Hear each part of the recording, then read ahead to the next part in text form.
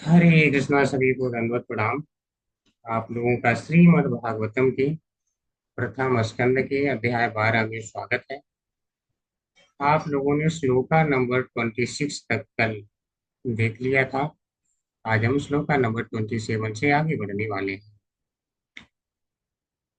तो चैप्टर का नाम है सम्राट परीक्षित का जन्म। तो इनके जन्म के बारे में हम देखते हैं। पहले मंगलाचरण करेंगे, फिर आगे।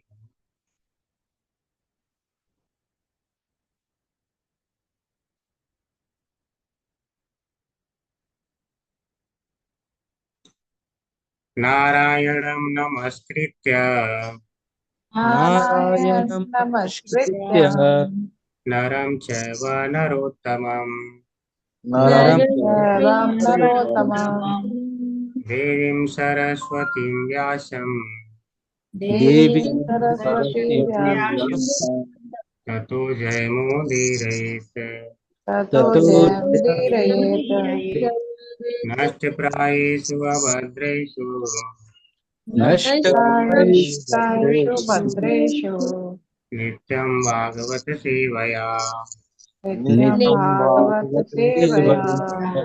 भगवती उत्तमश्लोके भगवते भगवते उत्तमश्लोके उत्तमश्लोके भक्तिर्भवति नैष्ठिके। भक्तिर्भवति भक्तिर्भवति नैष्ठिके। नैष्ठिकी।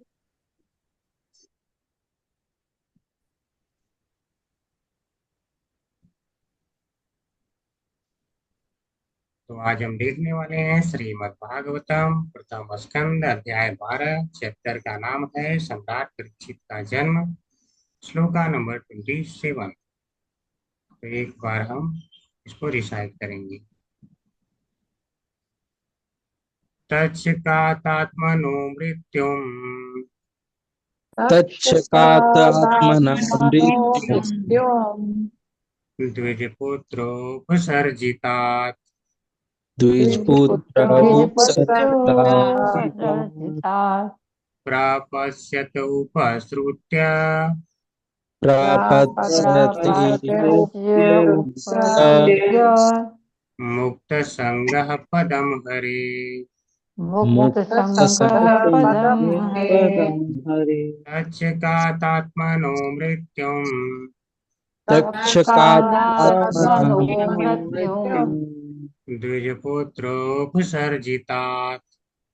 द्विजपुत्रोपसर्जितात् द्विजपुत्रोपसर्जितात् प्रापश्यतोपसृत्य प्रप्तस्यते प्रापस्य उपसृत्य उपसृत्य मुक्तसङ्गः पदं हरे। मुक्तसङ्गपदं हरे। मुक्तसङ्गपदं तच्छकातात्मनो मृत्युम् तक्षकात्मना तक्षकादात्मनो मृत्युम् मृत्युम् द्विजपुत्रोपसर्जितात्। द्विजपुत्रोपसर्जितात् द्विजपुत्रोपसर्जितात् प्रापश्यतोपसृत्य प्रपतस्यते प्रपतस्य उपसृत्य उपसृत्य मुक्तसङ्गः पदं हरे। मुक्तसङ्गपदं हरे। हरे। तच्छकात्, तक्षक नागराज द्वारा आत्मनः अपनी मृत्यु मृत्यु को द्विजपुत्र ब्राह्मण पुत्र द्वारा उपसर्जितात भेजा गया। प्रपत्स्यते शरण ग्रहण करने पर उपसृत्य सुनकर मुक्त संगह समस्त आसक्ति से मुक्त पदम पद हरे भगवान का वह ब्राह्मण पुत्र के द्वारा भेजे गए तक्षक नाग के डसने से अपनी मृत्यु होने की बात सुनकर समस्त भौतिक आसक्ति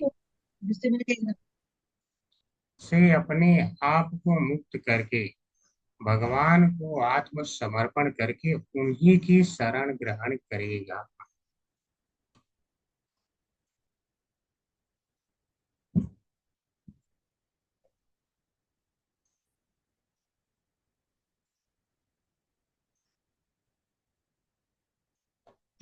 ओम नमो भगवते वासुदेवाय। ओम नमो भगवते श्री वासुदेवाय। वासुदेवाय। भगवते वासुदेवाय। ओम ज्ञानतिमिरान्धस्य नन्दस्यो ज्ञानाञ्जनशलाकया चक्षुरुन्मिलितं येन हे तस्मै चैतन्यमनोभीष्टं चैतन्यमनोभीष्टं स्थापितं येन भूतले उपकदा मह्यं तदिदं कदा मह्यं ददाति शान्तिकं वन्देऽहं श्रीगुरो वन्देऽहं श्रीगुरुं श्रीगुरून् श्रीगुरुपरमानन्दं वैष्णवांश्च श्रीरूपं सागरजातं सगररघुनाथं तं सजीवम् साधवैतं सावधूतं पर्यंसहितं कृष्णचैतन्यदेवम् श्रीराधाकृष्णपादान् सगरललिता श्रीविशाखान्वितांश्च नमो विष्णुपादाय कृष्णप्रेष्ठाय भूतले श्रीमते भक्तिवेदान्त स्वामिनिति नामिने नमस्ते सारस्वती देवी गौरवाणी प्रचारिणे निर्विशेष शून्यवादी पाश्चात्यदेशकारिणी वाञ्छाकल्पतरुभ्यश्च कृपा सिन्धुभ्येव च पतितानां पावनेभ्यो वैष्णवेभ्यो नमो नमः। हे कृष्ण करुणा सिन्धु दीनबन्धो जगत्पते गोपेश गोपिका कान्त राधाकान्त नमोऽस्तुते। तप्त काञ्चन गौराङ्गी राधे वृन्दावनेश्वरी वृषभानुसुते देवी प्रणमामि हरिप्रिये। जय श्री कृष्ण चैतन्य प्रभु नित्यानंद श्री अद्वैत गदाधर श्रीवासादि गौर भक्तवृंद। नमो महावदन्याय कृष्ण प्रेम प्रदायते कृष्णाय कृष्ण चैतन्य नामने गौरतिसे नमः। हरे हरे हरे कृष्णा हरे कृष्णा कृष्णा कृष्णा हरे कृष्णा हरे हरे हरे राम हरे राम राम राम हरे हरे कृष्णा कृष्णा हरे हरे कृष्णा हरे कृष्णा कृष्णा राम हरे हरे राम हरे राम हरे हरे राम राम राम हरे कृष्णा हरे कृष्णा हरे कृष्णा कृष्णा हरे कृष्णा हरे हरे हरे हरे राम राम हरे राम हरे राम राम राम राम राम हरे हरे हरे। हरे कृष्णा सभी को। हरे कृष्णा प्रभु जी हरे दंड कृष्णा गुरु जी दंडवत प्रणाम। हरे कृष्ण।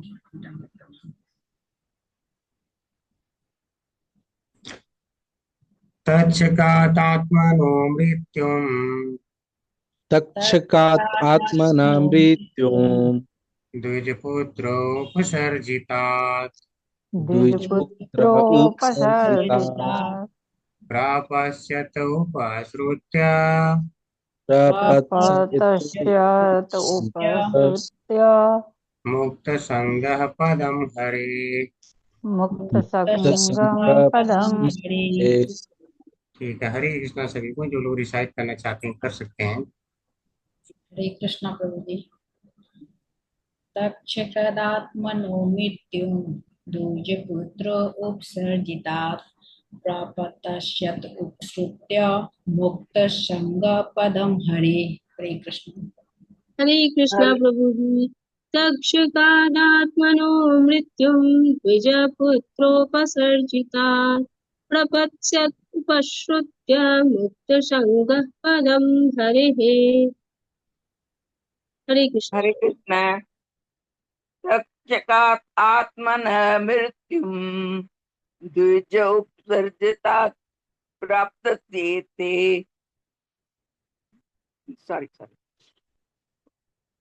द्विज पुत्र उपसर्जात् प्राप्तस्येते उपसृत्य मुक्त संग पदम हरेः। हरे कृष्ण। हरे कृष्ण प्रभु जी। तक्षादात्मनो मृत्युं द्विजपुत्रोपसर्जितात् प्रपश्यत् उपश्रुत्य उपसृत्य मुक्तसङ्गपदं हरेः। हरे कृष्ण। हरे कृष्णा प्रभु जी। तक्षकादात्मनो मृत्युं द्विजपुत्रोपसर्जितात् प्रपत्यात् उपसृत्यात् मुक्तसंगः पदम हरे। हरे कृष्णा। हरे कृष्ण प्रभु जी। तक्षकात् आत्मना मृत्युं द्विजपुत्र उपसर्जितात् प्रपश्येत उपसृत्य मुक्त संग पदम हरे। हरे कृष्ण प्रभु जी।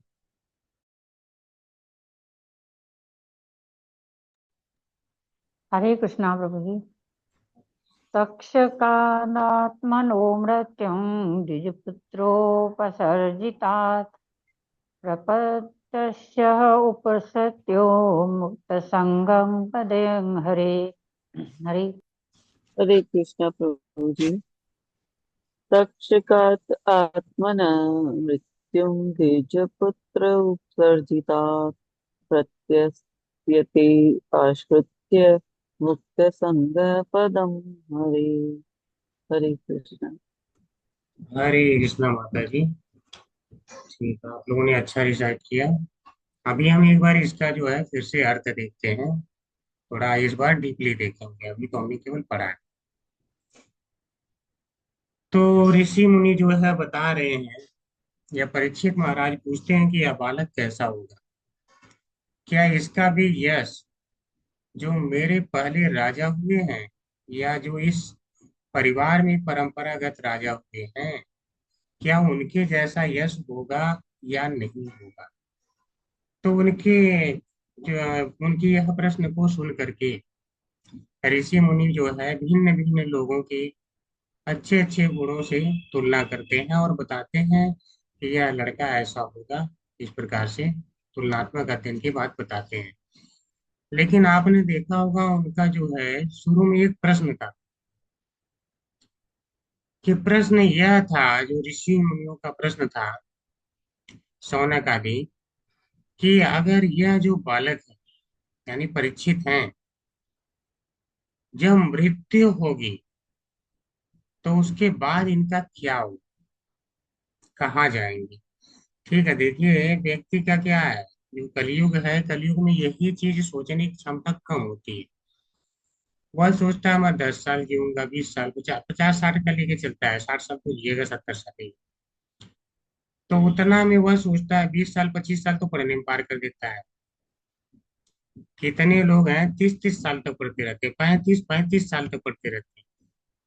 आप बताइए 35 साल उसने पढ़ने में बिता दिया, और उससे अगर उसे नौकरी या कोई ऐसा लग भी गया, बिजनेस कर भी लिया, कितना साल करेगा, अगले 30 या 35 साल, यही। लेकिन उसके बाद क्या होगा, 30 साल तक जाते जाते उसने इतनी शरीर बदल ली, अर्थात शरीर वास्तव में एक कपड़े के ही समान है। हम गीता में पढ़ते हैं, वहां पे क्या हम देखते हैं, जिस प्रकार से कपड़ा जीर्ण शीर्ण हो जाता है तो लोग उसे बदल लेते हैं।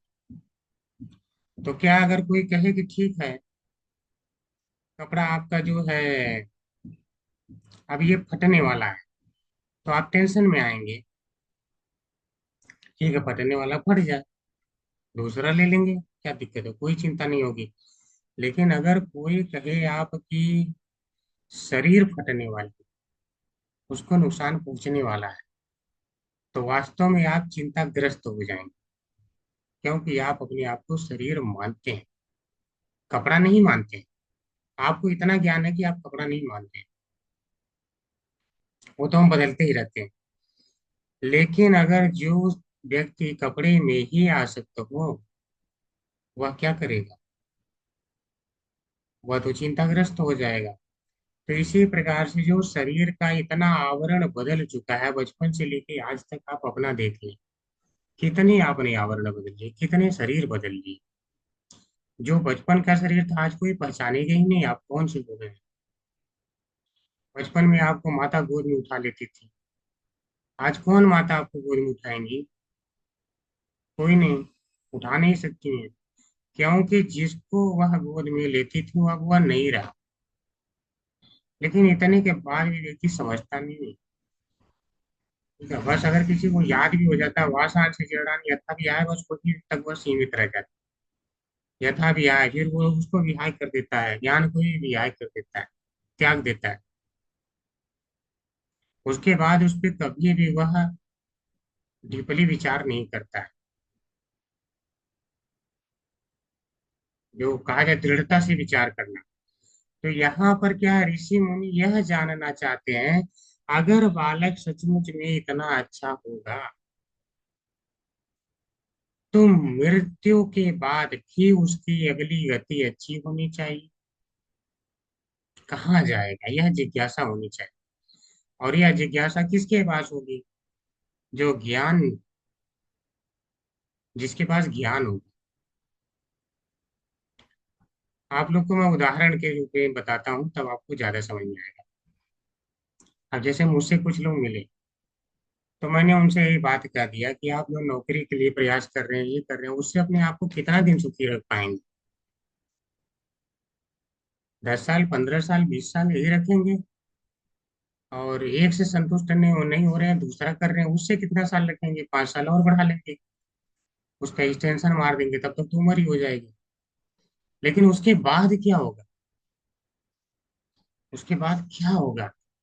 आप तो यह जानते हैं, शरीर बदल रही है, आपने बहुत सारी शरीरें बदल लिया है, लेकिन उसके बाद आपकी आत्मा तो वही रहेगी। जिस शरीर को इतना बैठाने के लिए आप ये आतुर हो कि अच्छी चेयर पे बैठे, और जब यह पूरा आप त्याग देंगे इस शरीर को, अगला शरीर धारण होगा, हो सकता है वो कुत्ते के शरीर में प्रवेश कर जाए तो पता है उनका उत्तर क्या था। अब भविष्य के बारे में अगर सोच के चिंतित होंगे तो फिर आज कैसे हम एंजॉय करेंगे? आज हम मौज कैसे कर पाएंगे?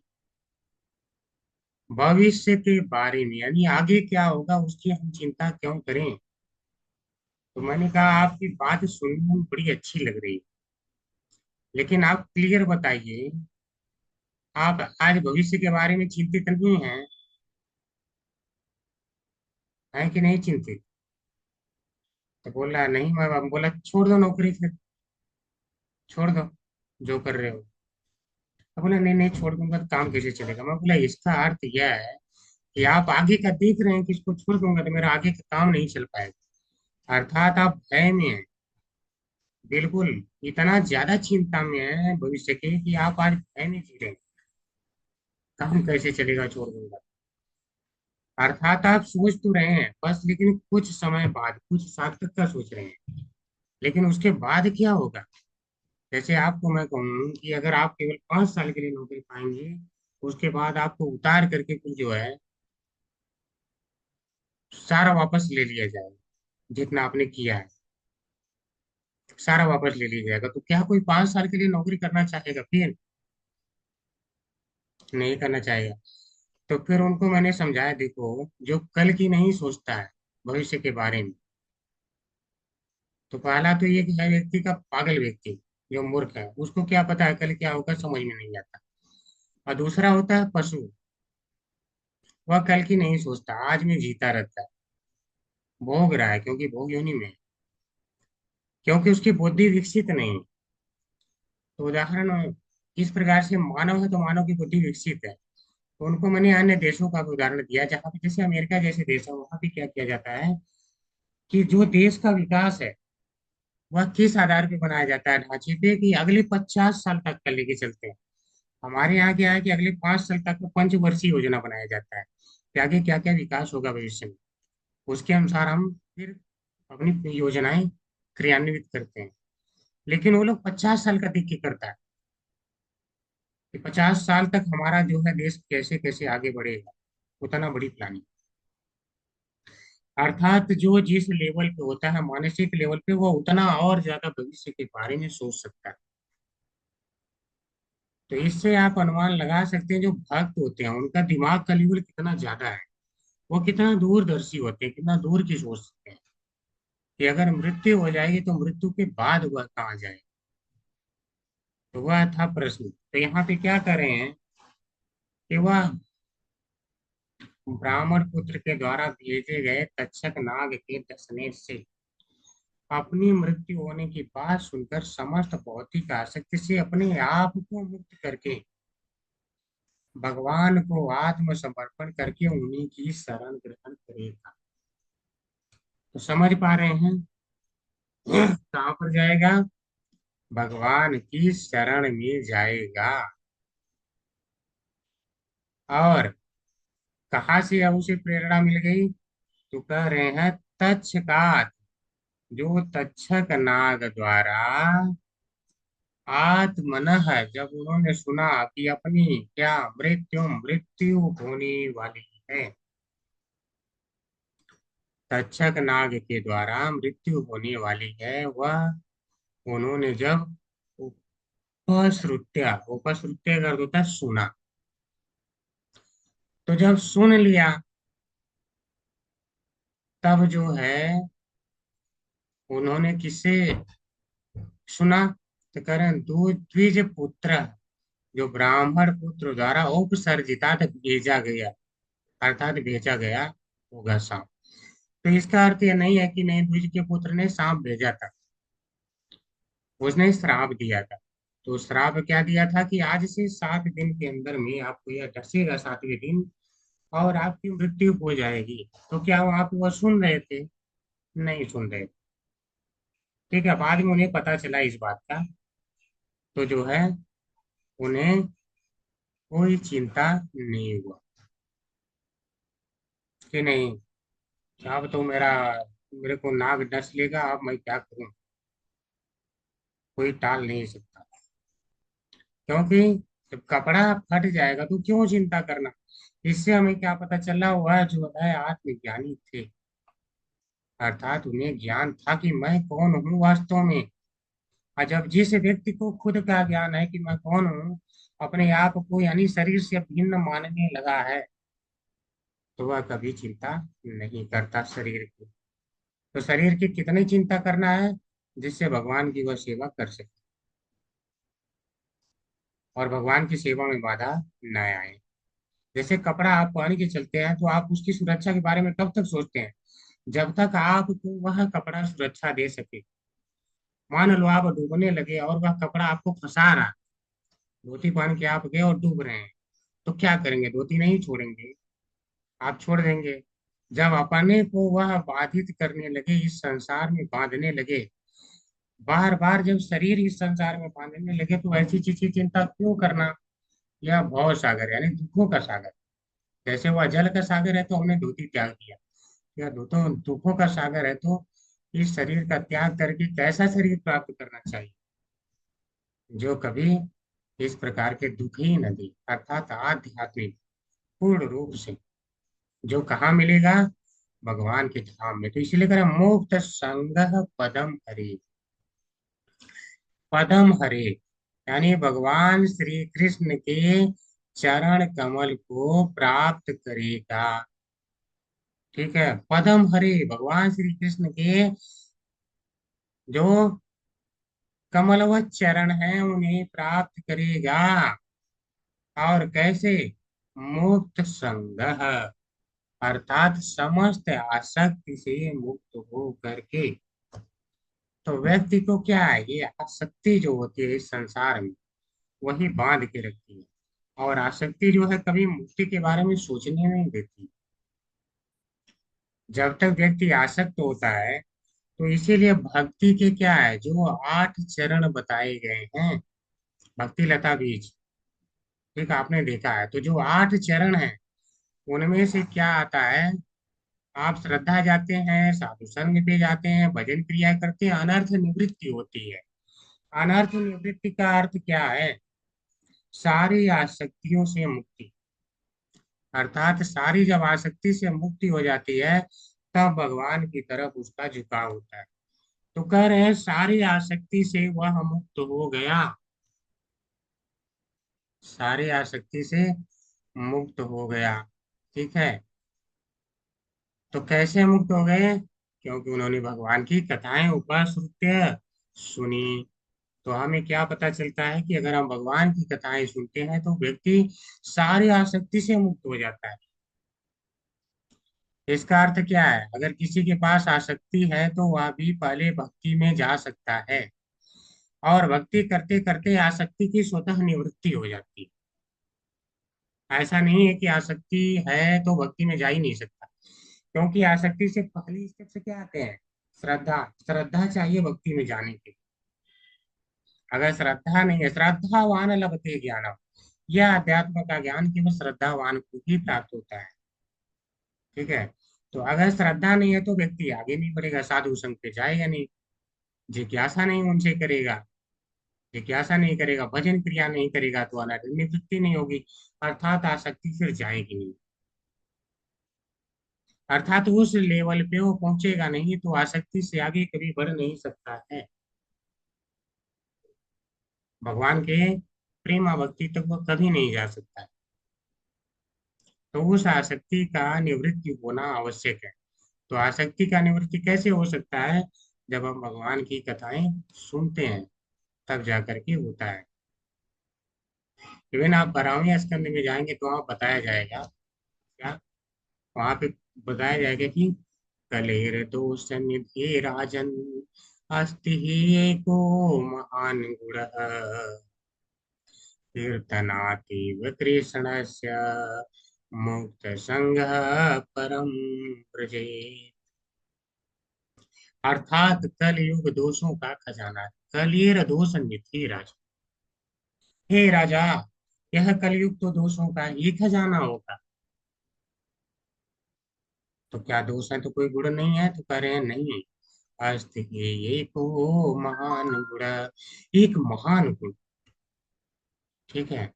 तो हमें भी क्या करना चाहिए? किसी के महान गुण का फायदा लेना चाहिए। किसी व्यक्ति में अगर भक्तों का देखिए स्वभाव क्या है, भक्त परमहंस होते हैं, कचड़ा नहीं कभी चुनते हैं। ठीक है। कचड़ा है उन्हें दिखता ही नहीं, यहाँ कचड़ा भी है, जो काम की चीज है वह दिखती है। ठीक है। तो अब वहां पे क्या है?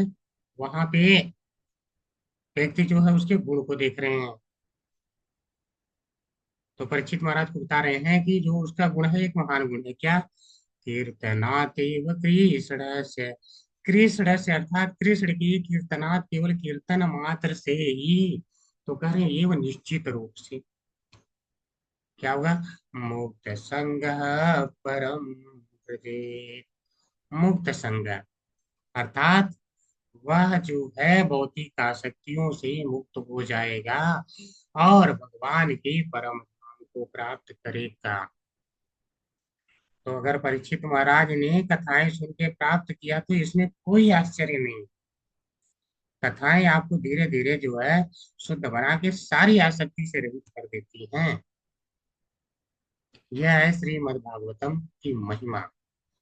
तो श्रीमद् भागवतम अगर कोई नहीं पढ़ पा रहा अपने जीवन में या नहीं श्रवण कर पा रहा है, तो समझिए कि कितना मतलब दुर्भाग्य है उसका, कितना ज्यादा दुर्भाग्य है कि वह कभी सुन ही नहीं पा रहा है। तो ये कभी भी हमें कोशिश करना चाहिए कि एक प्रामाणिक संस्था से इसका श्रवण करें, ताकि इसका जो सार तत्व है उसे हम समझ पाए। सार तत्व नहीं समझ पाए तो दिक्कत है।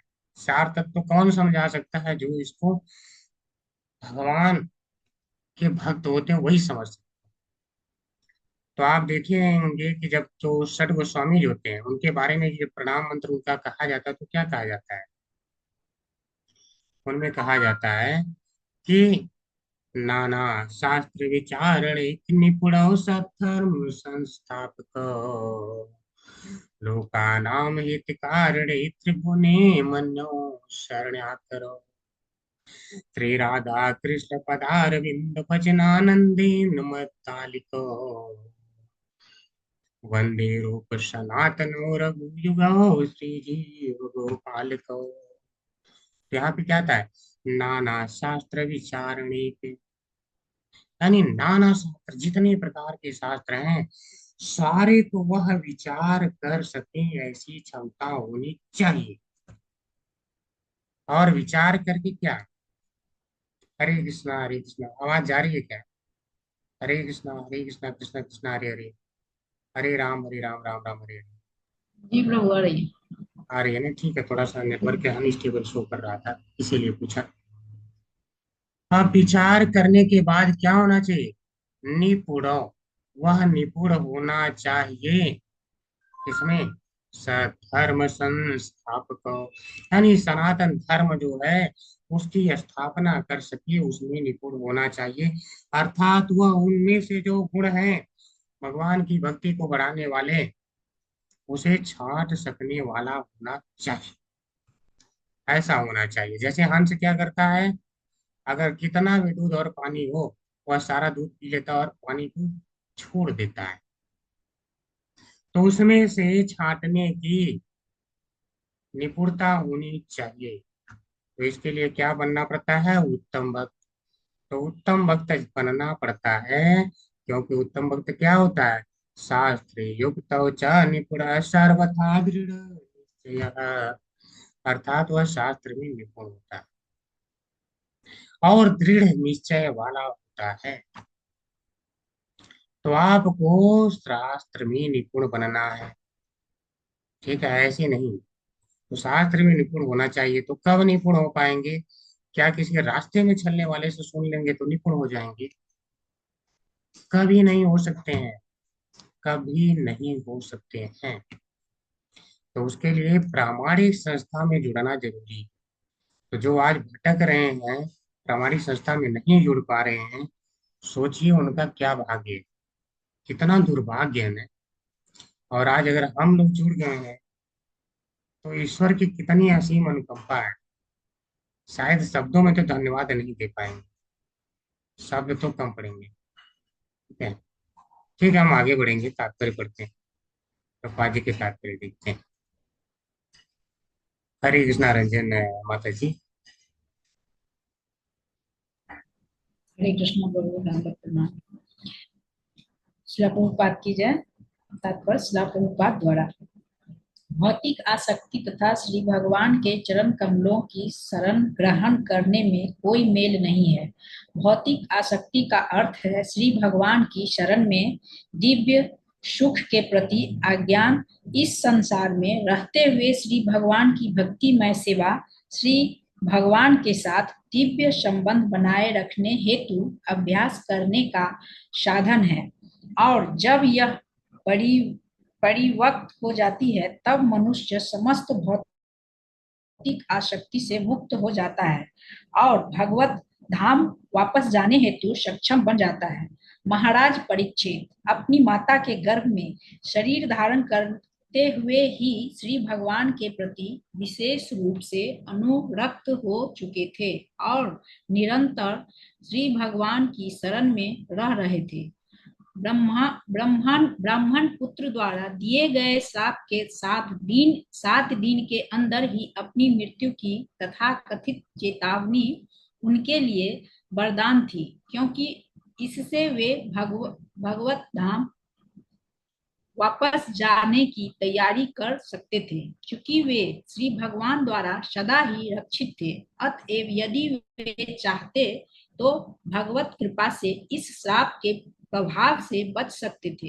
लेकिन उन्होंने बिना किसी कारण के भगवत कृपा का अनुपयुक्त लाभ उठाना पसंद नहीं किया, परंतु उन्होंने इस हानि व्यवसाय का सर्वोत्तम लाभ उठाया। उन्होंने निरंतर 7 दिनों तक उपयुक्त पात्र से श्री भागवतम का श्रवण किया और इस प्रकार वे श्री भगवान के चरण कमलों का आश्रय प्राप्त कर सके। हरे कृष्ण। हरे कृष्णा माता जी।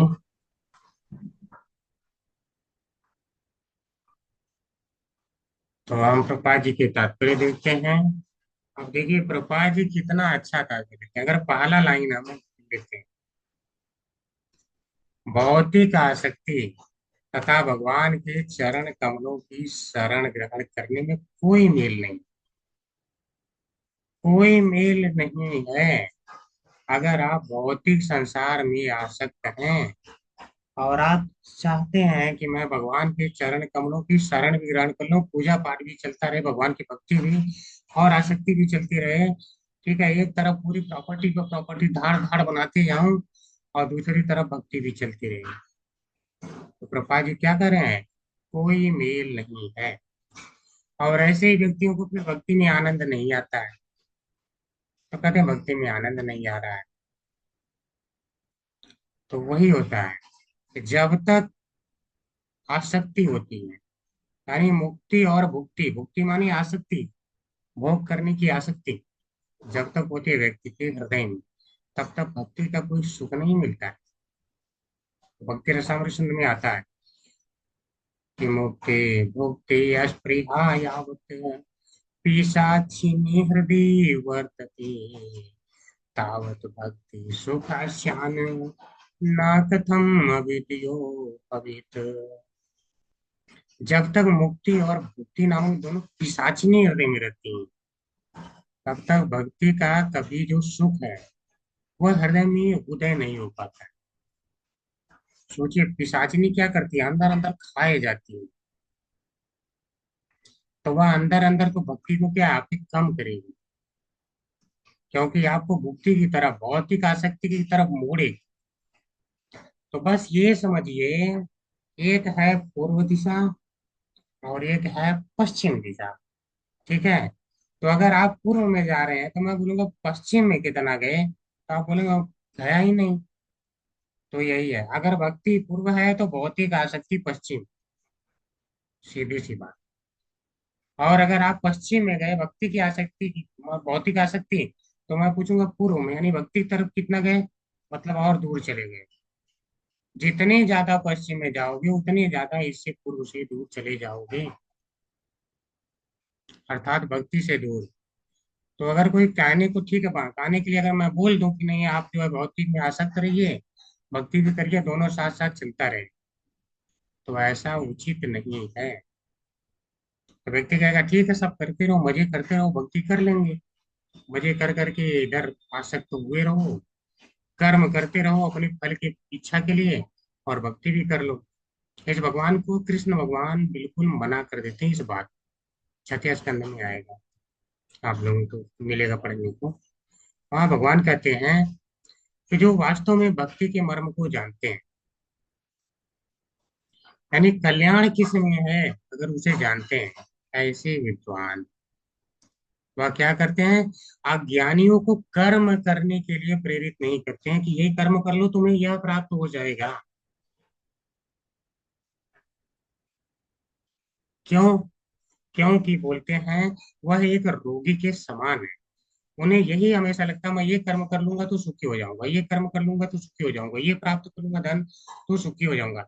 और वो ये नहीं समझ पाते आज तक कोई प्राप्त करके सुखी हुआ क्या।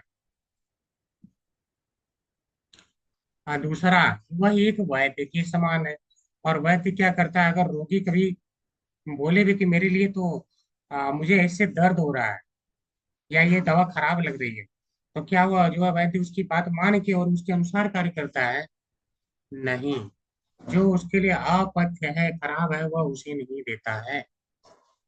तो ये जो भक्त होते हैं ये क्या है, वैद्य के समान, जो कि अगर कोई रोगी हुआ है, भौतिक आसक्ति नामक सारा रोग हो रखा है, तो वह उसे और उसमें प्रेरित नहीं करते हैं।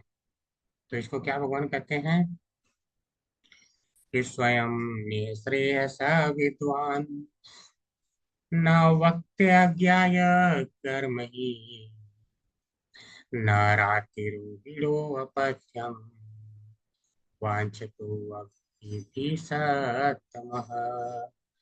न रातिरुगिलो अपथ्यम, यानी जो राति बने देना, यानी रोगी को जो अपथ्य है, खराब है, वह नहीं देता है। कौन? जो वास्तविक वैद्य है। तो आप लोग क्या हैं यहाँ सारे जो जुड़े हैं, सारी वास्तविक वैद्य हैं। तो ऐसा नहीं कि ठीक है तुम करते रहो करते रहो। हाँ, शुरुआती में थोड़ा सा इनिशिएट करने के लिए बोल दिया जाता है। किसको बोला जाता है? जिसके अंदर कुछ कृष्ण भावना अमृत है उसको बोला जाता है कि हाँ थोड़ा सा काम करते रहो और तुम्हारी धीरे धीरे आसक्ति छूटेगी। लेकिन अगर किसी के अंदर बिल्कुल कृष्ण भावना अमृत नहीं है, आप उसे जाके कह दो कर्म में लगे रहो, तो वह कभी कृष्ण की तरफ नहीं मुड़ेगा। और इस बात का निराकरण भी भगवान जो है कृष्ण किसमें करते हैं, गीता में। वह क्या कहते हैं कि न बोध्येदम जनयेत जनानाम कर्म संगिनाम, यानी जो कर्म करने करके सोचते हैं कि मुझे बहुत ज्यादा फल मिल जाएगा, कर्म संज्ञा।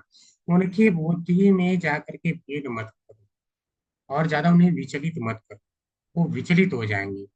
तो उन्हें करना क्या है? अचानक आप बोलेंगे कि आप पूर्ण रूप से भगवान के भक्त बन जाओ, तो क्या होगा?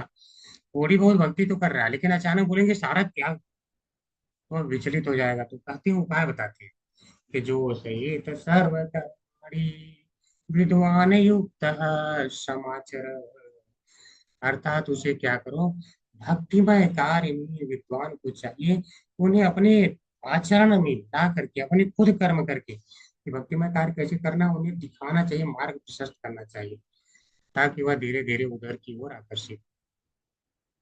तो भक्ति की ओर उन्हें धीरे धीरे आप ला सकते हैं। ठीक है, देखो मैं कर्म कर रहा हूँ लेकिन कृष्ण के लिए कर रहा हूँ, ऐसा करके आप उनको धीरे धीरे ला सकते हैं। लेकिन जो बिल्कुल भटका हुआ है, आप जाके बिल्कुल डायरेक्ट कर दो, हाँ तुम जो कर रहे हो सही कर रहे हो, फिर तो हो गया लेने का देना, फिर तो कभी नहीं आ पाएगा। ठीक है, तो यह बात होती है। तो प्रपात जी की हर एक जो लाइन है उसका इतना महत्व है, तो उसमें विचार के बिना हम आगे नहीं बढ़ सकते। लेकिन हाँ, समय के अभाव के कारण थोड़ा हमें फास्ट चलना पड़ता है, तो ये हमारी मजबूरी है, नहीं तो श्रीमद् भागवत में ऐसे चलता ही रह जाएगा, कभी समाप्त नहीं होगा। ठीक है, और दूसरी बात ये है, आनंद देता है। जितना ज्यादा विचार करो उतना ज्यादा आनंद आता है। ठीक है, तो इसीलिए कहते हैं कि बद भागवतम रसमालयम मुहुरहो रसिका भावता। तो यह रस से भरा हुआ पीते रहो। ठीक है, तो पीते रहिए इसे। भौतिक आसक्ति का अर्थ है भगवान की शरण में दिव्य सुख के प्रति अज्ञान। भौतिक आसक्ति, क्यों आप इधर आसक्त हो रहे हैं? क्योंकि आपको परम सुख जो भगवान के सेवा में है, उनके शरण में जाने में है, उनके धाम प्राप्त करने में है, वह आप नहीं जानते। इसीलिए आपको सारी भौतिक आसक्तियां घेर रही हैं। आप सोच रहे हैं सुख इसमें है। अब एक भक्त क्यों जो है भगवान की भक्ति करता है, क्योंकि उसे पता चल जाता है मुझे बाकी कोई चीजें सुख नहीं दे सकती। ये संरस पर सजा होगा, दुख यो नय ये आदि अंत कौन्तेय, नाते सुरमते बुधा। वह जानते हैं कि जो हम इनसे सुख प्राप्त करने वाले हैं भौतिक चीजों से, दुख योनि ये होते, वह दुख रूपी अन्य योनि ही केवल प्रदान कर सकती है। ठीक है, इसीलिए बुद्धिमान प्राणी इनमें कभी आसक्त नहीं होते हैं। क्यों? उन्हें क्या पता चल जाता है कि रस वर्जम रसोऽपि यस्य परम दृष्ट्वा निवर्तते। अर्थात भगवान के जो भक्ति में सुख है, जो शरण में सुख है, वह ऐसा कहीं नहीं, वह तो परम है। तो भक्त उसका अनुभव कर लेता, परम दृष्टवा देख लेता है, उस रस को समझ लेता है, चख लेता है। तो जब परम रस आपने चख लिया तो कौन है जो आप खींच लेगा? तो अगर भक्ति से कोई भाग रहा है तो समझिए अभी परम रस को चखा ही नहीं। ठीक है, इस संसार में रहते हुए भगवान की भक्तिमय सेवा, भगवान के साथ दिव्य संबंध बनाए रखने के लिए अभ्यास करने का साधन है। और जब यह परिपक्व हो जाती है तो मनुष्य समस्त भौतिक आसक्ति से मुक्त हो जाता है और भगवत धाम वापस जाने के लिए सक्षम बन जाता है। तो हम क्या कर रहे हैं? भक्तिमय सेवा का अभ्यास कर रहे हैं। जब भक्तिमय सेवा का अभ्यास कर रहे हैं, धीरे धीरे इससे हमें भगवान के साथ हमारे क्या संबंध है वो पूर्ण रूप से उजागर हो जाएगा, सेवा करते करते। जब धीरे धीरे सारा संबंध हमारा उजागर हो जाएगा, तब क्या होगा? तब आप जो है जान जाएंगे, और तत्व को जान जाएंगे, यानी भगवान को जान जाएंगे। और जब परम तत्व को जान जाएंगे तो भगवान के धाम में आप पहुंचने के योग्य हो जाएंगे, क्योंकि तब तक आपकी सारी आसक्ति मिट चुकी होगी, सारी। और यह कैसे होगा? भगवान की भक्ति में लीन रहने से, अर्थात भगवान के साथ में रहने से। भगवान और भगवान की भक्ति, भगवान के नाम, भगवान की लीलाएं, भगवान के गुण, भगवान के धाम उनसे अलग नहीं होते हैं। तो अगर हम उनके बारे में कुछ सुनते भी हैं तो उनसे अलग नहीं हैं। हम उनके साथ होते हैं, हमें वही आनंद आता है। तो महाराज परीक्षित क्या है, क्यों भगवान के प्रति इतना अनुरक्त हो गए? वह तो अपनी माता के जब गर्भ में थे तभी से भगवान के साथ में हैं। तभी से, और देख रहे थे ना कि वो कैसे हैं। आपने पढ़ा है यहाँ पे, वह देख पा रहे थे कैसे हैं, और भगवान की छवि उन्हें अत्यंत सुंदर लग रही थी। सोचिए, छोटा सा बालक गर्भ में है, उसे भगवान इतने सुंदर लग रहे हैं, तो फिर हमारा मन क्यों नहीं हर लेंगे? कंदर्प कोटि कमनीय विशेष शोभम, गोविंदम यादि पुरुषम तमगम भजामि। कंदर्प कोटि कमनीय विशेष शोभम, करोड़ों कामदेवों की सुंदरता का भी हरण कर लेने वाले, उन्हें भी मोहित कर लेने वाले, ऐसी सुंदरता है उनकी। तो बताओ, अगर भक्त आकर्षित हो जाए, क्यों ना हो जाए, क्यों ना हो जाए? इस संसार में पुरुष स्त्रियों की तरफ आसक्त हो जाते हैं, स्त्रियां पुरुषों की तरफ। और क्या किसी शास्त्र में वर्णन आता है कि मानव लोक की कन्या यह इतनी सुंदर थी? कभी वर्णन नहीं आता। अर्थात मानव लोक की कन्याएं सुंदर ही नहीं है। असुर कन्या तक का जिक्र आता है, नाग कन्या का जिक्र आता है, इसका नहीं आता। और बताइए, आज का व्यक्ति जब उनको जो है देख के आकर्षित हो जाता है, तो जब सीधे भगवान श्री कृष्ण को देखेगा तो कैसे नहीं आकर्षित हो जाएगा? कोई इस संसार में है जो उनका दर्शन होने के बाद उसे रोक लेगा आकर्षित होने से, जो करोड़ों कामदेवों की सुंदरता का से भी ज्यादा सुंदर हैं? बताइए, कोई नहीं रोक सकता है। तो ठीक है, तो जब परीक्षित महाराज को पता चल जाता है कि 7 दिन के भीतर में उनको, मतलब 7 दिन का जब टाइम मिल जाता है कि 7वें दिन नाग आकर के डस लेगा, तो वह क्या करते हैं फिर? तैयारी करते हैं, तैयारी करते हैं और भगवान की कथाएं सुनते हैं। तो व्यक्ति को अगर यह पता चल जाए कि मेरे मृत्यु तय है, तो क्या हमें नहीं पता है? हम नहीं देख रहे हैं कि अगले ही पल कितनों को हार्ट अटैक आता है और वो व्यक्ति मर जाता है, शरीर का त्याग कर देता है? हम नहीं देख रहे हैं तो क्या हमें नहीं पता है? तो हमारे पास तो 7 दिन भी नहीं है। अगले पल क्या होगा हम नहीं जानते। अगले पल, सोचो अगले पल क्या होगा। और ऐसा मैं खुद टीका हूँ।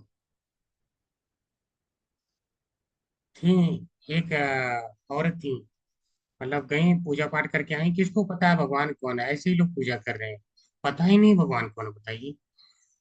और वैसे थोड़ा सा जैसे घर में प्रवेश कर रही है, तुरंत गिरी और हो गया काम।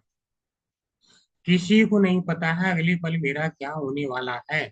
और अगर उन्हें यह ज्ञान होता कि वह भगवान की पूजा में करनी चाहिए, कृष्ण ही भगवान है, उनकी अगर करके आ रही होती, वह उनके मानसिक चेतना में चल रहे होते, तो सोचो, भगवत धाम जाना तय था, तय था।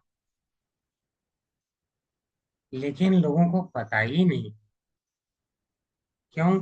क्योंकि प्रामाणिक संस्था में नहीं जुड़े हैं, किसी प्रामाणिक व्यक्ति से नहीं सुन रहे हैं, तो कहाँ से पता चलेगा? आप देखिए क्या कर रहे हैं, कितनी बड़ी लाइन।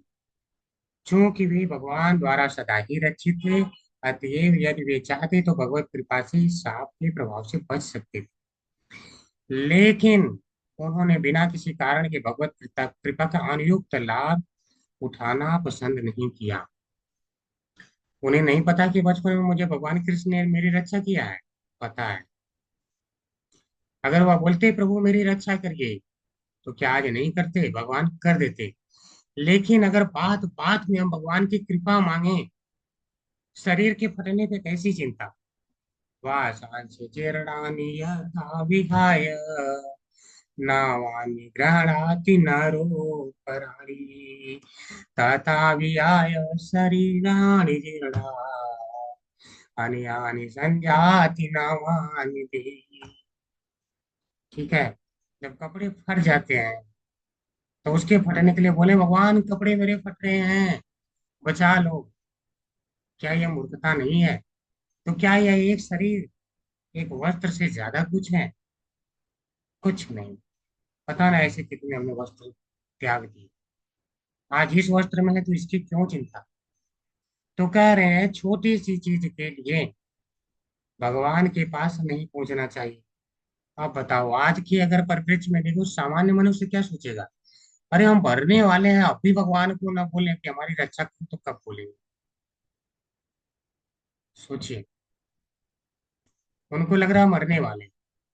और भक्त क्या सोच रहा है? इसका तो त्याग करना ही है। तो त्याग करना है तो चलते हैं आध्यात्मिक शरीर के साथ में भगवत धाम में पहुंचते हैं।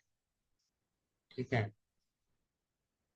तो इसीलिए वो क्या बोलते हैं कि जो श्रेष्ठ है, यत श्रेय तन्न संजितु महर्षि, हमसे वह कहिए जो श्रेष्ठ है। श्रेय और प्रेय होते हैं। प्रेय के चक्कर में भक्त कभी नहीं पड़ते हैं, और श्रेय क्या है उसके चक्कर में पड़ते हैं।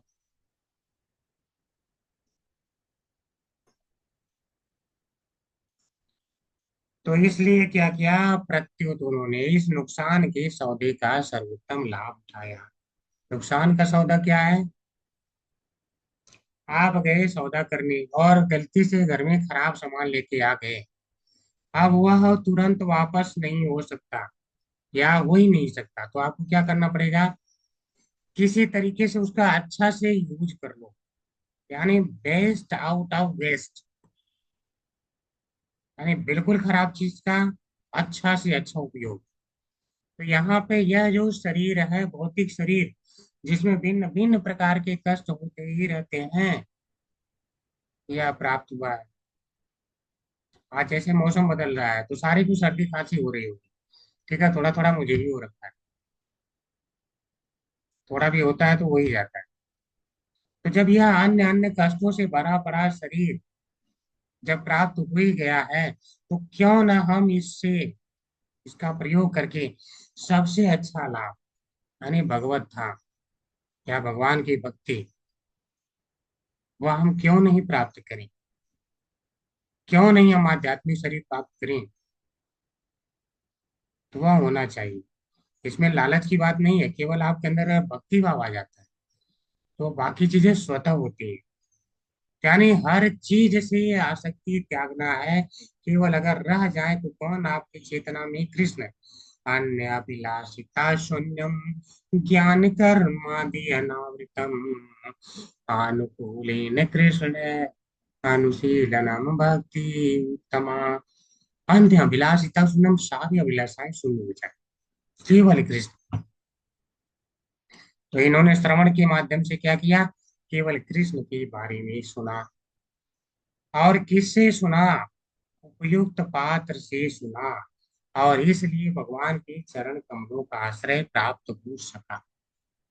तो मैं इसीलिए बार बार कहता हूँ, प्रामाणिक संस्था में जुड़िए। लोग इधर उधर अगर अनुपयुक्त पात्र से सुनेंगे तो कुछ गलत ही सुन लेंगे, फिर जो है यहीं पे पड़े रहेंगे संसार में, फिर चिल्लाते रहेंगे। मतलब एक तो ये शरीर मिली थी, इससे ज्यादा और अगला जन्म में और घटिया प्राप्त कर लिया, क्या फायदा हुआ? तो जो चीज एक बार मिला है उससे हमें हमेशा एक बुद्धिमान प्राणी का क्या कर्तव्य है? और ऊपर लेवल पे बढ़ो।